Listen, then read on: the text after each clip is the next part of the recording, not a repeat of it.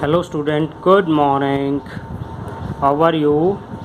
आप सबका एक बार फिर से स्वागत है आपके अपने YouTube channel alpha class physics में। 9th क्लास के आज हम एक्सरसाइज के आगे क्वेश्चंस को एक्सप्लेन करेंगे। What do we call the gravitational force between the earth and an object? What do we call, क्या बुलाएंगे हम? The gravitational force between the earth and object, तो क्या कहते हैं उसको?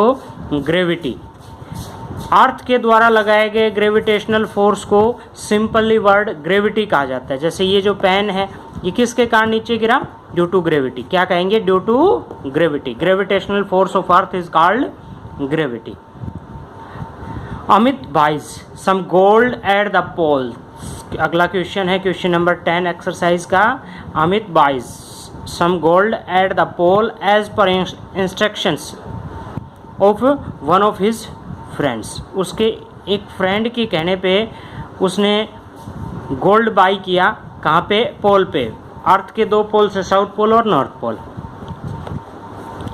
he hands over the same when meets him at equators। और उसने उसको इक्विटर्स पे जाके बेच दिया, हैंड ओवर कर दिया।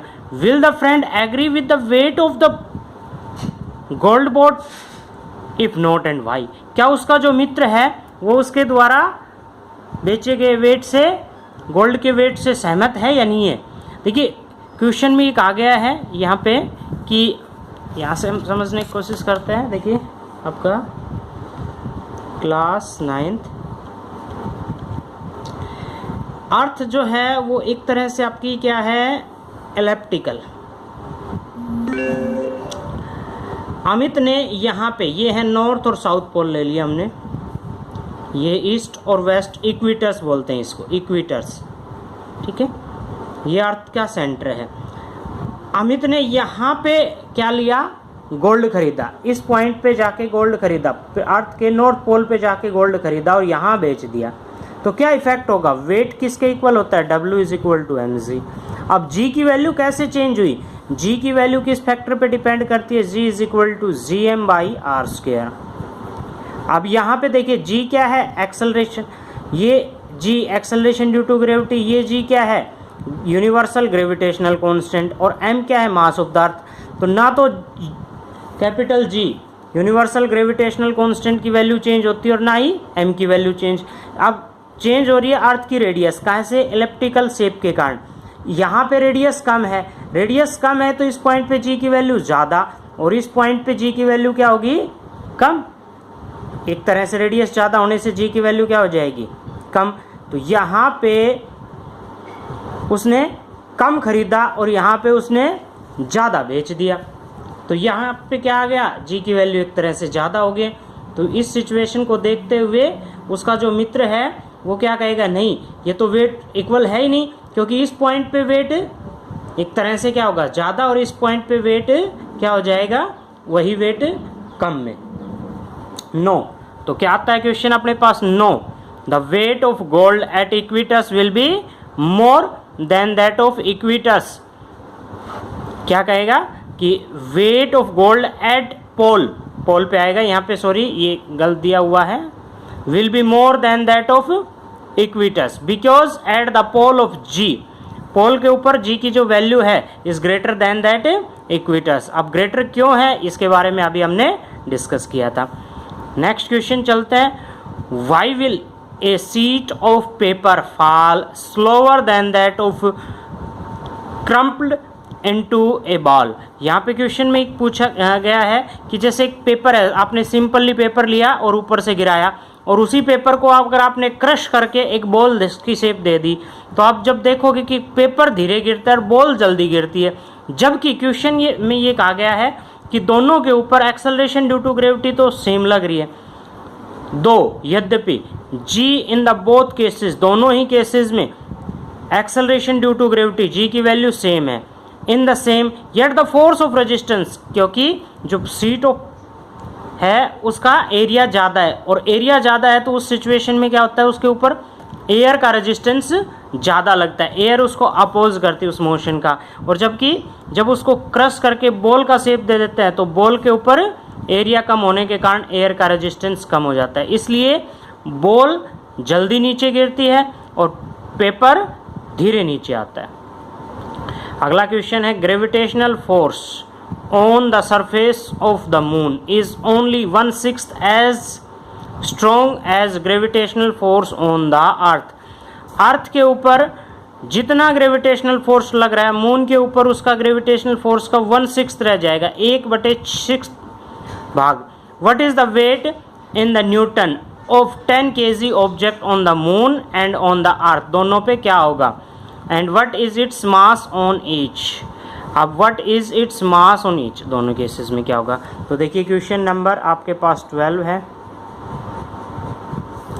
क्या है यहाँ पे जी की value gravitational acceleration due to gravity, G की वैल्यू अर्थ पे कितनी होती है 9.8 मीटर पर सेकेंड स्क्वायर, ये हमें पता है। और acceleration due to gravity on the moon, moon पे क्या होते हैं, इसको 1/6 करेंगे तो क्या आ जाएगा 1.63 मीटर पर सेकेंड स्क्वायर। ओके, अच्छा weight on the moon, moon पे वेट कितना हो जाएगा ऑब्जेक्ट का, मून पे वेट क्या होता है, वेट का फॉर्मूला होता है mg। मास कितना है 10 kg, इसको 1.63 से मल्टीप्लाई कर दो, कितना आ गया आपके पास 16.3 न्यूटन।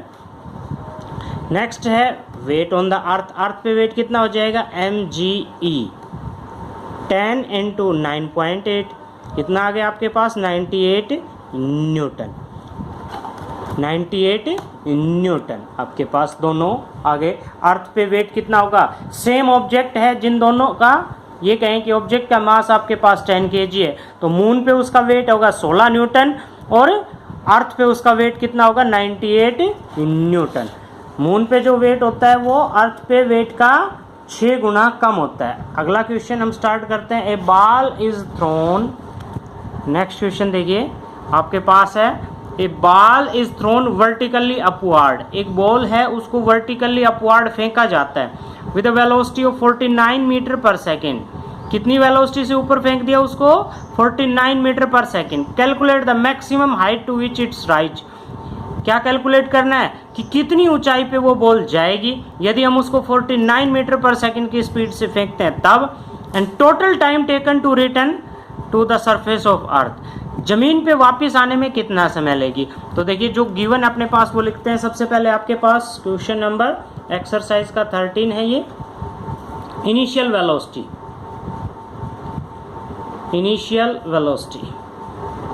क्या दे रखा है आपके पास, इनिशियल वेलोसिटी है 49 मीटर पर सेकेंड। ओके, अच्छा कोई भी ऑब्जेक्ट जब नीचे से ऊपर फेंका जाता है तो फाइनल यहाँ पे इनिशियल वेलोसिटी है इसकी 49 मीटर पर सेकेंड, और फाइनल वेलोसिटी जो है ना वो क्या हो जाती है 0। बॉडी ऊपर जाके एक बार रेस्ट पे आती है फिर वापस नीचे आती है, तो v is equal to final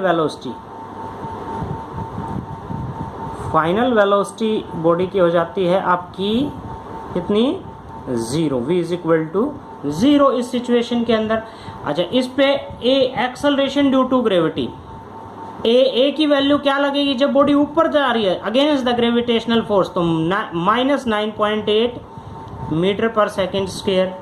okay, अब हमने क्या फाइंड आउट करनी है, s डिस्टेंस, h की वैल्यू कैलकुलेट करनी है, t time period find out करना है। तो यूजिंग द इक्वेशन, पहला जो क्वेश्चन है उसमें क्या फाइंड आउट करना है, maximum height. Using equation v square minus u square is equal to 2as, v final velocity 0 minus 49 का square is equal to 2, a की वैल्यू क्या है -9.8 और s की जगह पे क्या है h इज इक्वल टू क्या आ गया -49 इंटू 49 अपॉन में 2 इंटू क्या आ गया, ये नीचे ले आए -9.8। अब इसको जब हम कैलकुलेट करेंगे तो आपके पास क्या वैल्यू आ जाएगी, देखिए ध्यान से, h की वैल्यू क्या आ गई, माइनस से माइनस कैंसिल, और आपका ये वैल्यू आती है, डिवाइड कर देंगे, जैसे इसको अगर हमने 10 से कर दिया तो ये आ गया आपके पास एक तरह से 5, ठीक है। और h इज इक्वल टू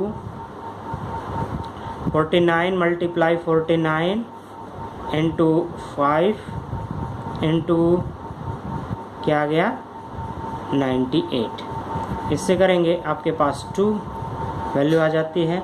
और इसको हम जब कैलकुलेट करेंगे तो क्या वैल्यू आएगी, एक्सेलरेशन ड्यू टू ग्रेविटी है, v की वैल्यू आपके पास है, इसको सॉल्व कर दें।